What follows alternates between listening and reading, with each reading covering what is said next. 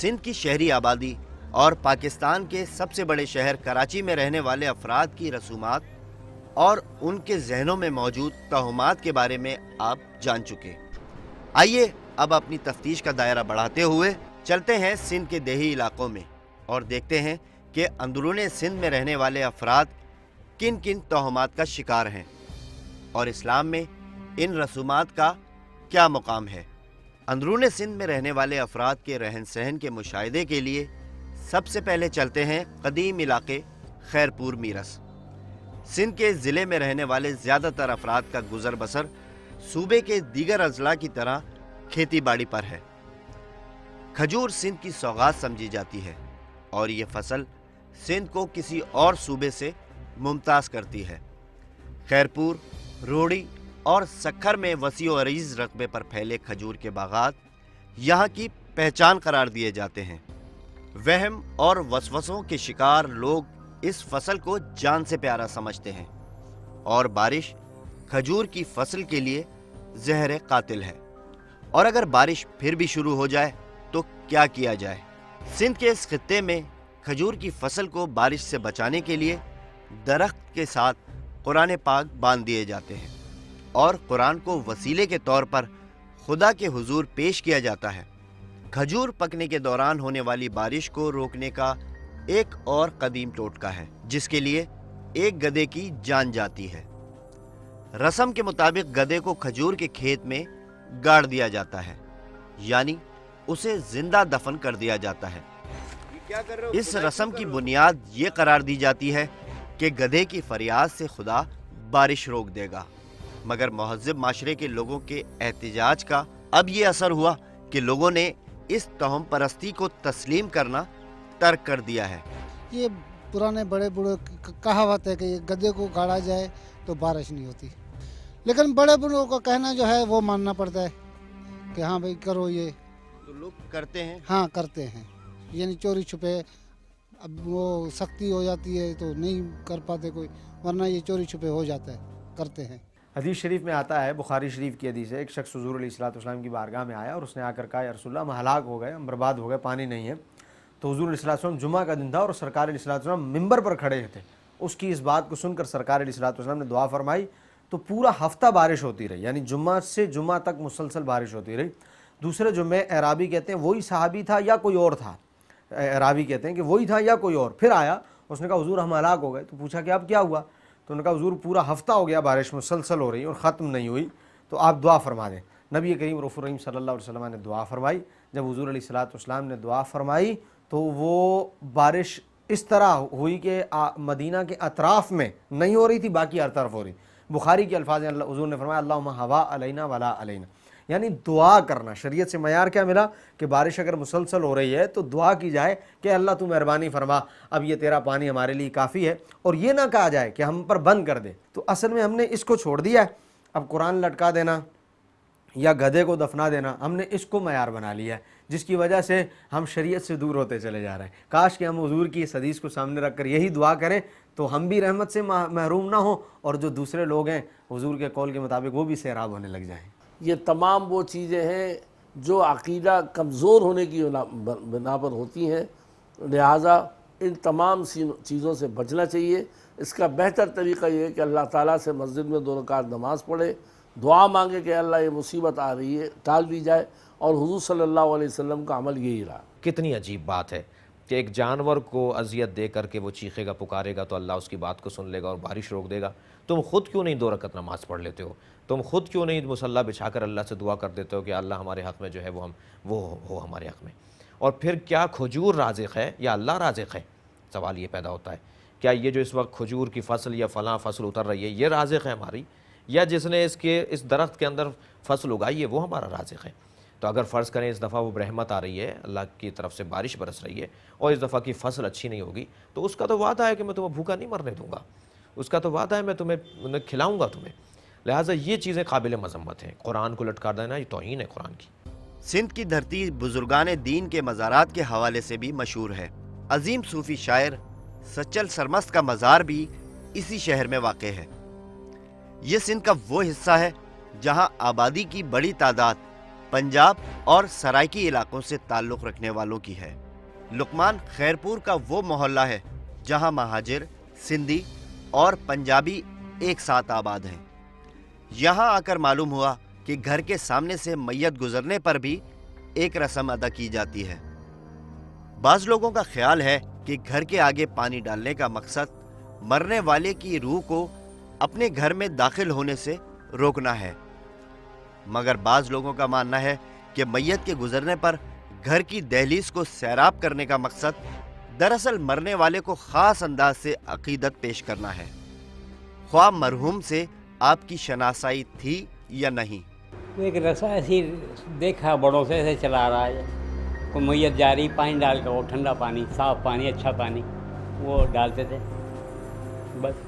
शरीयत ने किसी भी मैयत के लिए ये मयार नहीं रखा कि वो प्यासी है तो इसलिए उसकी कब्र पर पानी डाला जाए या उसके गुज़रने पर दरवाज़े पर पानी डाला जाए तो उसकी प्यास ख़त्म हो जाएगी। लेकिन ये उनका अमल करना कि मैयत के गुज़रने के बाद घर के सामने पानी डालकर ये तसव्वुर कायम करना कि मैयत प्यासी है, और याद रखिएगा अगर मैयत प्यासी है भी तो उसकी प्यास को पूरी दुनिया के समंदरों के पानी भी नहीं मिटा सकते, उसकी प्यास को सिर्फ अल्लाह मिटा सकता है।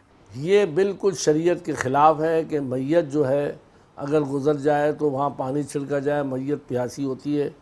जब इंसान का इंतकाल हो गया, अब प्यास या उसका कोई ताल्लुक़ नहीं रहा, अब वो आखिरत की तरफ चला गया है। देखिए, ये मैयत से मुताल्लिक़ जैसे आपने एक मिसाल दी कि मैयत गुज़र गई तो दहलीज के ऊपर पानी डाल दिया, या किसी के जनाजे से उठ के आ रहे हैं तो किसी के घर नहीं जाओ, सीधे अपने घर जाओ, कहीं वहाँ मौत ना ले जाओ तुम, या और बाकायदा कहा जाता है कि भाई हम तो मैयत में आए थे इसलिए तुम्हारे नहीं आए कि बदशुगनी ना हो जाए। तो ये सारी चीज़ें भी तवाहुमात का हिस्सा हैं। खैरपुर के नवाई इलाके तालका किंगरी के गांव सादिक अली शाह में दहलीज सैराब करने की रस्म कुछ मुख्तलिफ है। यहाँ जानवर की मौत पर घर के सामने पानी डालते हैं। बंदा मर जाए तो असी पानी नहीं रोड़ेंगे, जब जना हो जाएगा, जब माल मरेगा पीछे असी पानी का लोटा रोड़ांगे, अल्लाह पीछे ठंड पाए। पीछे से आवाज़ देना और बिल्ली का रास्ता काट देने पर रास्ता तब्दील कर देना तो तकरीबन तमाम इलाकों में देखने को मिला। मुल्क भर के कमोबेश तमाम इलाकों में घर की छत पर कौवे का बोलना मेहमान की आमद की निशानी है और मेहमान को रहमत तस्वुर किया जाता है, मगर गांव सादिक अली शाह में कौवे का बोलना नहुसत तस्वुर किया जाता है। तेज जब कहाँ उड़ जाए, कहाँ करेंदा सियाने, कोई नुकसान होएगा, अल्लाह क्या करेगा, पता नहीं क्या बात है, जब कोई खैर का कहाँ बोल, कहाँ को सोटी मारेंगे। तो आइए अब इस गांव की कुछ और रसूमात और तहुमात जानते हैं। यहाँ बुजुर्गों का मानना है कि अगर किसी बच्चे को झाड़ू से मारें तो बच्चे को सूखेपन की बीमारी हो जाती है। पलीत बकर मारिए ते सोकड़ा भी हो जाता ते कई बीमारियां वध जांदियां ने ओदे विचों। सिंध के देही इलाकों में शाम के औकात में किसी को कुछ देने से गुरेज बरता जाता है, यानी देन दिन की रोशनी में मगर लेन अंधेरे में भी जारी रहता है। शाम ने माल दियो, डंगर दियो, वो भी शाम ना दियो, अंधेरे शाम ने शाला को आवे जावे ना। शाम के औकात में किसी को नमक देना सिंध में मना है। नमक को रिस्क माना जाता है और अपना रिस्क किसी और को देने का मतलब घर में तंगी है। हम शाम को किसी को नमक नहीं देते, जे नमक देंगे तो हमारे घर में कोई बचत नहीं होएगी, चला जाएगा, रोजी पानी है जो हमारा नसीब में वो दूसरे के साथ चला जाएगा। घर के लून चौके से तेनों नहीं देगा लून, तो लून खा के नमक जरा पे खराब हो जाएगा, बंदा खा के उसको लड़ जाएगा। सिंध की रसूमात में भी झाड़ू को खूब अहमियत दी जाती है। किसी घरवाले के जाने के फौरन बाद यहाँ झाड़ू देने से मना किया गया है। हाँ साढ़े तो नहीं देते बकर, आखिर पक पिछान जब बाहर ही फिर गई है, बाहर भी शिरकत कर दे रहे ना, बड़े नहीं फेर देते, अगले दिन फेरांगे। आइए अब हम अपनी तफ्तीश सिंध के देही इलाकों तक फैलाते हैं। किंगरी तहसील से अब हमारा रुख कोट डीजी तहसील की जानिब है। कोट डीजी किला सिंध का विरसा तस्वुर किया जाता है। इस किले से कुछ फासले पर यह है मुराद जो गोठ। यहाँ चप्पल बुरी नज़र से बचने के लिए नहीं बल्कि सफ़र पर जाने की निशानी के तौर पर जानी जाती है। कहा जाता है कि चप्पल पर चप्पल चढ़ जाए तो आपको लंबा सफ़र करना पड़ेगा और अगर सफ़र की तकलीफ से बचना है तो इसका भी एक निहायत आसान तरीका है। एक लानत का टोटका इन देहातियों के वहम का तोड़ है। चौपाल चढ़ी पे तो एडी मंजिल कर वैसे तो चौपाल को बुझा दे। आइए अब चलते हैं खैरपुर और सक्खर के दरमियानी पट्टी पर वाक़े ठेड़ी। यहाँ के लोगों का जरिया आमदनी खजूर की काश्त पर मुनहसर है। सड़क के किनारे बैठे इन मेहनतकशों के हाथों में ऐसा हुनर है कि वो चंद मिनटों में बांस को एक खूबसूरत टोकरी में तब्दील कर देते हैं। ठेड़ी जाकर मालूम हुआ कि बच्चों का झूला रात के वक्त बंधा नहीं छोड़ना चाहिए।